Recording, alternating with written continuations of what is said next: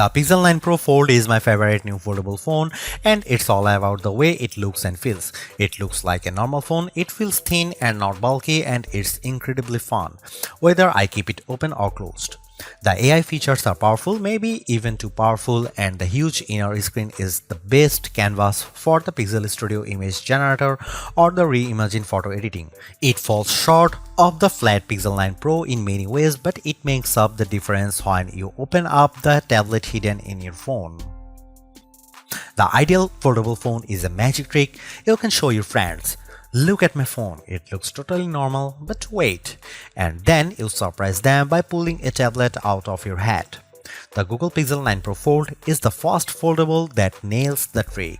Some others have come close, but the Pixel 9 Pro Fold gives you more on the outside, and it turns out that equals more on the inside as well.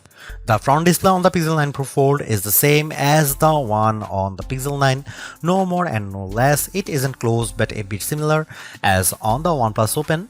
It definitely isn't slim to fit as on the Samsung Galaxy Z Fold 6. It's perfect, it's incredibly bright and colorful, and except for the slightly larger bezel on the hinge side, the Pixel 9 Pro Fold looks exactly like a normal phone. Open the phone and you get the largest screen ever hidden inside a foldable phone or any phone. Really, at a full 8 inches, you actually get more screen space from the new Pixel Fold than you would from an 8.3-inch iPad mini, since the iPad is narrower. Hidden is the name of the game, since the Pixel 9 Pro Fold is the slimmest foldable phone you can buy. It's only 10.5mm thick when closed, which is less than 2mm thicker than the Galaxy S24 Ultra. So that's the pitch for the Pixel 9 Pro Fold. It's a normal Pixel on the outside and an iPad mini on the inside. Frankly, if Apple had built this phone, we would end the conversation right here, because you would be convinced to buy one no matter what it costs. The Pixel 9 Pro Fold is loaded with AI features, and this might be the best phone for having fun with Google's AI. Sure, you can magic edit and reimagine photos on a Pixel 9 Pro, but on the Pro Fold, you get the biggest screen possible, and it makes a huge difference when you are selecting parts of your pics to change. Unfortunately, there just isn't much else to do with the unique screen options. Don't get me wrong, everything looks great when you see it on the inner display. Games are fantastic, and it's fun that top-tier games like Disney's Speedstorm have special modes just for foldable phones to give you a different view when you bend the screen. But where's the rest? The Pixel 9 Pro Fold is too expensive to just be a phone and a mini tablet. It needs to be more than the sum of its parts. It needs to offer more unique experiences that take advantage of the dual screen design and the foldable inner screen. I am hoping to see a lot more from the Pixel 9 Pro Fold in the years to come.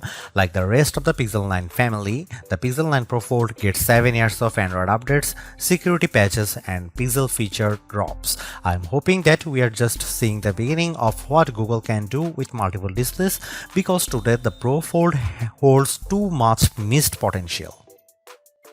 The Google Pixel 9 Pro Fold costs $1,799, and I wouldn't expect the price to drop precipitously the way the price of the original Pixel Fold did.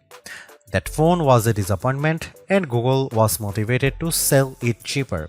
You can no longer buy the Pixel Fold, which is highly unusual these days.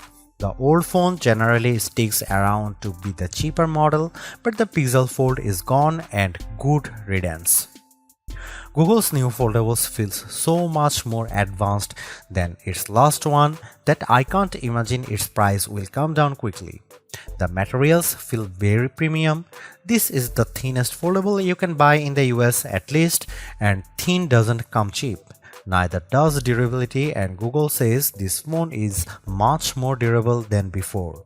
It looks and feels exponentially nicer than the last Pixel Fold. Still, is $1,799 too much? Like I said, if Apple made this phone, there would be no question that people would buy it. I have seen a lot of folks comparing the Google Pixel 9 to Apple's phones, saying it's the most fun and refined Android design to compete with the dynamic island iPhone.